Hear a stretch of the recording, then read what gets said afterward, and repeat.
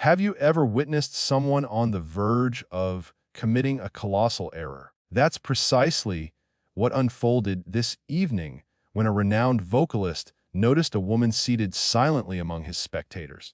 He assumed she'd be an easy target, just another ordinary individual to mock for quick amusement. But fate often has different intentions. Sometimes, the unassuming person in the back is concealing something extraordinary that will leave you stunned. Believe me, you're not prepared for this. Emma hadn't intended to attend. The concert ticket languished in her kitchen drawer for weeks, nestled beside outdated takeout menus and expired discount vouchers. Her colleague Jessica, who'd snagged it in a random radio giveaway, practically shoved it into her hands. "You need to stop isolating yourself," Jessica had teased, rolling her eyes when Emma hesitated. And no, marathoning wildlife documentaries isn't a social life. So there Emma sat, crammed into a seat that likely cost more than her monthly food budget. The crowd around her seemed ripped from the pages of a glossy magazine, all clad in designer outfits and flawless makeup. Emma fidgeted with her denim jacket, cozy, functional, and suddenly feeling utterly out of place in this opulent setting. The venue oozed extravagance, with glittering chandeliers dangling overhead and ornate ceiling frescoes framed in gold. The air carried a whiff of wealth and self-importance. Emma wondered if she'd overlooked some dress code printed on the ticket. "First time here?" asked the woman beside her, her blonde hair impeccably styled and her top shimmering in the light. "Yeah," Emma replied, trying to mask how alien she felt. "You're in for something special," the woman said, leaning in conspiratorially, though she added in a hushed tone. "Some of these new performers are more flash than substance, if you know what I mean." Emma nodded courteously, unsure if she shared the sentiment. To her, great music was great music. Simple as that. It either stirred your soul, or it didn't. She valued lyrics that told authentic stories over showy vocal acrobatics. As the lights began to dim, Emma felt a spark of anticipation, the kind that only live performances ignite. There's a certain magic in sharing a space with strangers all awaiting the same experience. When music transports you to another realm.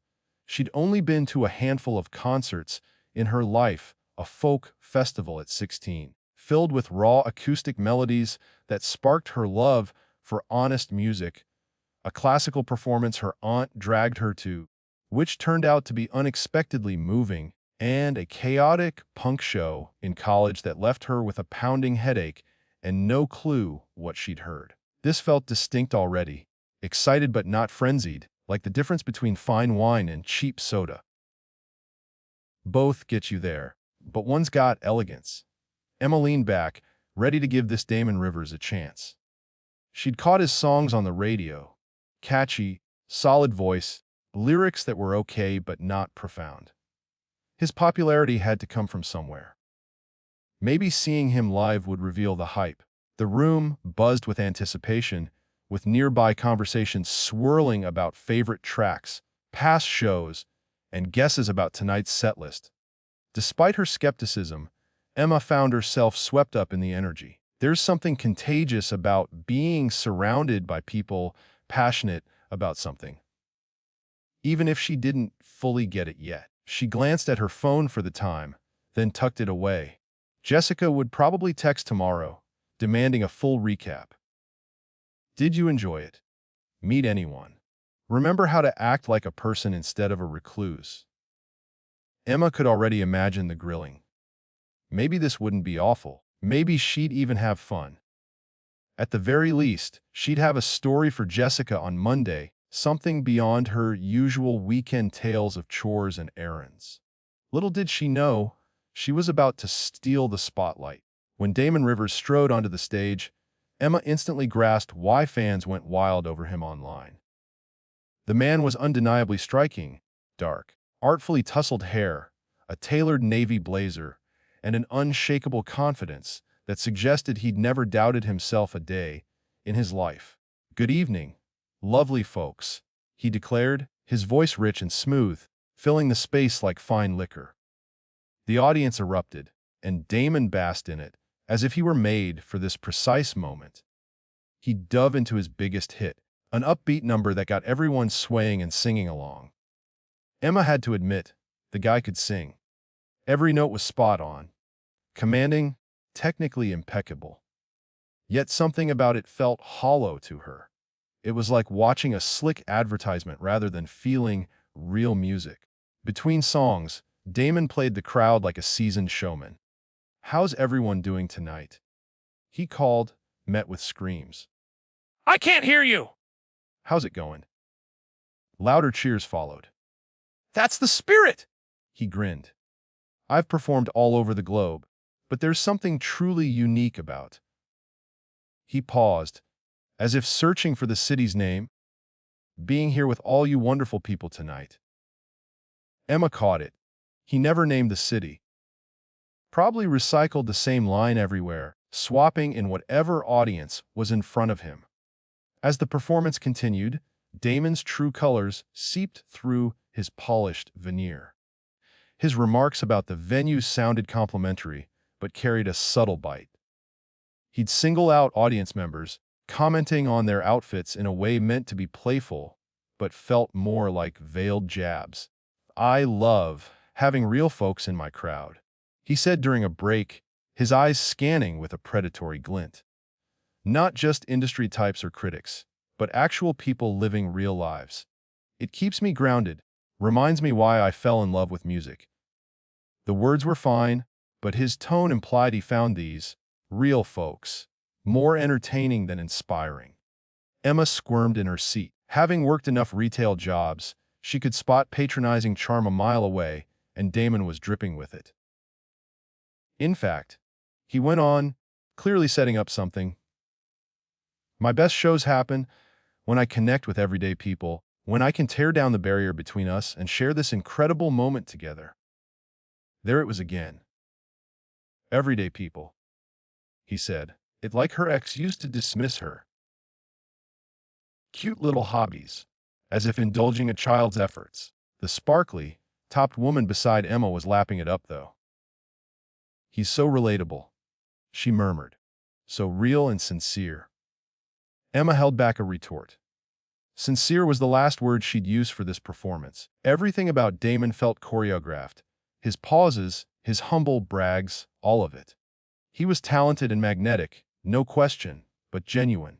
Not a chance. As he launched into his next song, Emma glanced at the faces around her. Most were entranced, caught up in the illusion he was selling. They either couldn't see or didn't care to see what she saw. Sometimes, people choose the pretty lie over the messy truth. But Emma had a knack for seeing through facades, and Damon's was wearing thin. Everything shifted during his supposed heartfelt moment. A ballad about finding true love in a shallow world. The irony wasn't lost on Emma, given who was performing it. He dimmed the stage lights and roamed the crowd with a wireless mic, getting cozy with lucky fans. Most were swooning, phones out, chasing the perfect shot. Emma, meanwhile, was checking the time, debating if skipping the encore would be bad manners. That's when their eyes locked.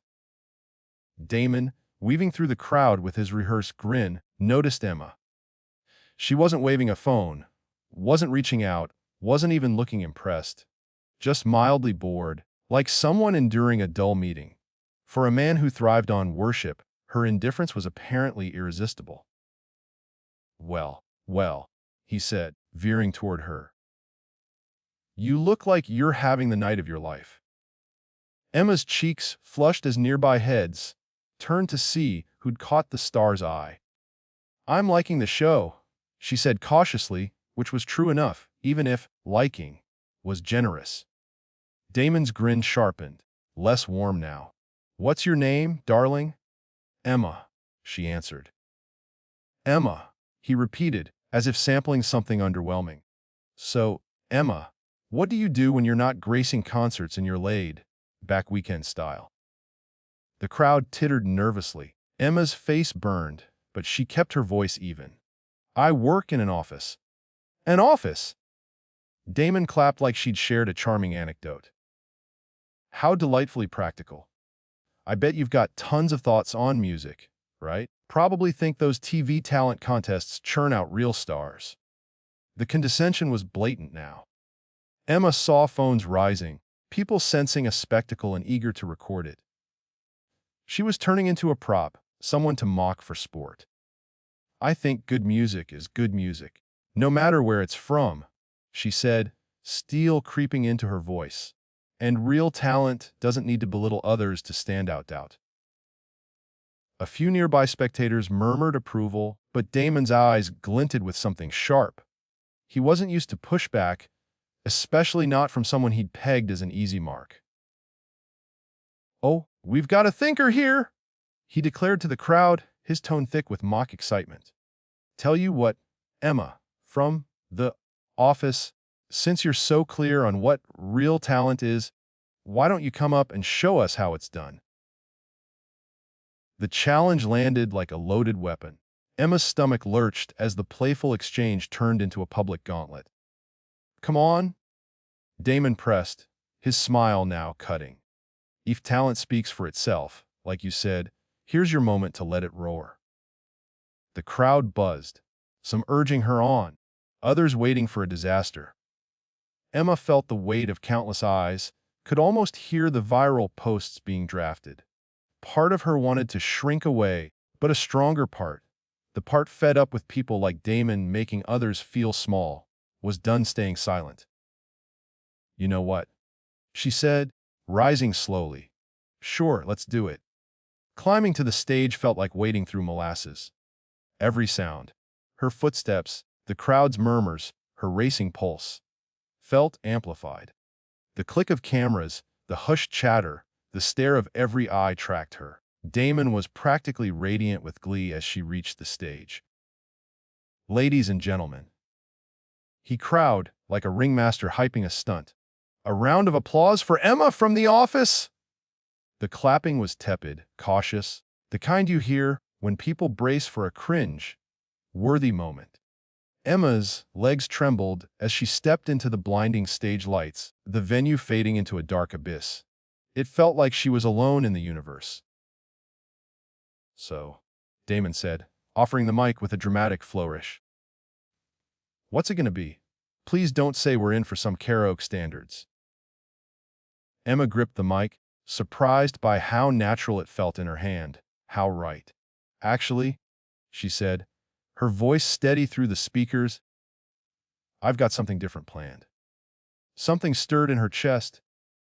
Fear was still there, sharp and cold, but beneath it, something long dormant was waking.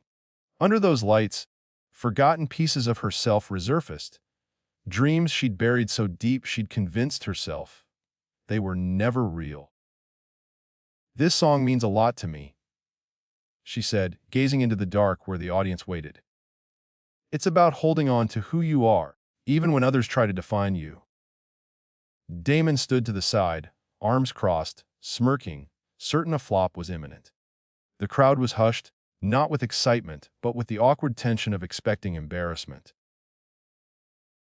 Emma closed her eyes, letting memories flood back, her mother's voice singing over the stove, filling their tiny kitchen with warmth, her old choir teacher, Mrs. Patterson, who saw something unique in her, but never pushed when lessons stopped, nights alone in her room, singing to her mirror, dreaming of moments like this. When she opened her eyes, the fear had shifted, not gone, but transformed into clarity. She knew who she was right now, and she knew what she had to offer. Her first note was gentle, almost intimate, like confiding in a friend, but it was so pure it sliced through the night's artifice. This wasn't about showing off or proving a point. It was about truth. The band fumbled to match her key, but Emma didn't need them. Her voice carried its own pulse, its own strength, its own raw honesty. As she hit her stride, the song grew, not with manufactured drama, but with the natural flow of a stream finding its path. Damon's smug grin faltered. This wasn't what he'd anticipated. No one had. And Emma was just beginning. For the first time in 2 decades, she was exactly where she was meant to be. What followed defied explanation by skill or training. It came from somewhere deeper, where music exists before its notes or sound. Emma's voice filled the venue like it belonged there, not just singing the song but embodying it, breathing truth into every word with a rawness most spend lifetimes chasing.